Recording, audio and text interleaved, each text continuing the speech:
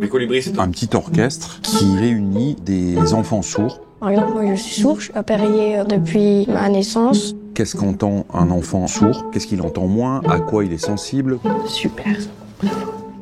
Le but, avant tout, c'est pour moi qu'ils jouent ensemble. Super, on y va? Tout le monde est prêt? Les colibris, c'est un orchestre qui est fait pour les sourds.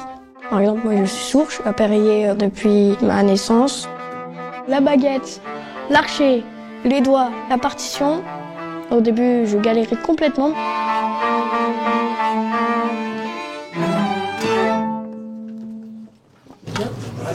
Ça va cette vitesse-là? Ça a été?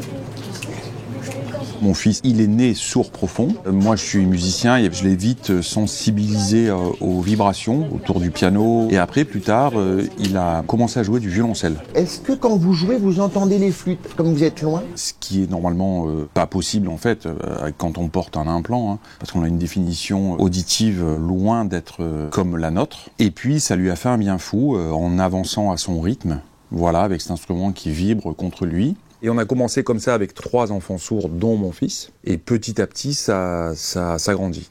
On fait le 3e, s'il vous plaît. Qu'est-ce qu'entend un enfant implanté?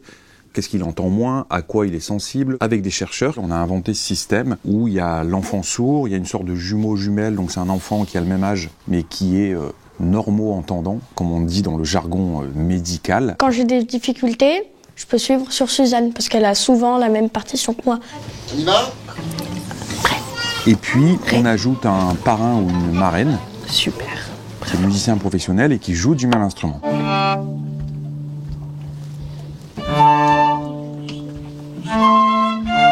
Et les partitions sont donc à étages, comme un puzzle. Hein. Et les enfants, et notamment l'enfant sourd, va pouvoir s'appuyer sur les autres en jouant certaines parties. Mais le but, avant tout, c'est pour moi qu'ils jouent ensemble. On travaille beaucoup par le geste.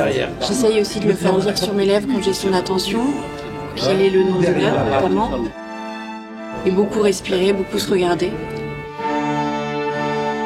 Lorsque j'étais petite, j'étais malentendante et donc du coup j'ai commencé la musique en entendant très mal.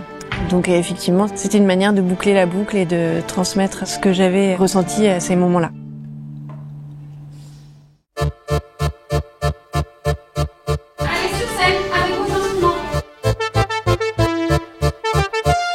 Tout le monde est à peu près accordé? C'est des enfants qui sont très médicalisés dans un monde médicalisé et les sorties qu'ils ont, j'en sais quelque chose, c'est hôpital, hôpital, hôpital, toute la semaine ou presque, parce qu'il y a des rendez-vous tout le temps. Attention!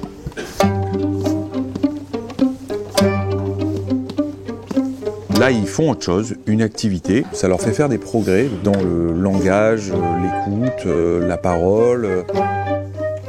Ça leur apporte une confiance en soi qui est inestimable.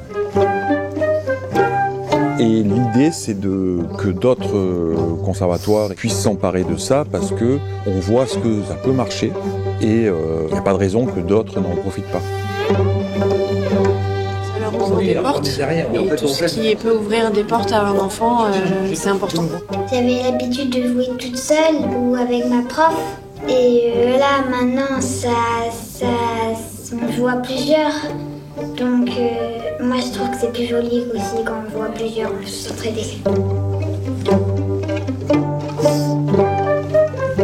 Attention! Hop, hop.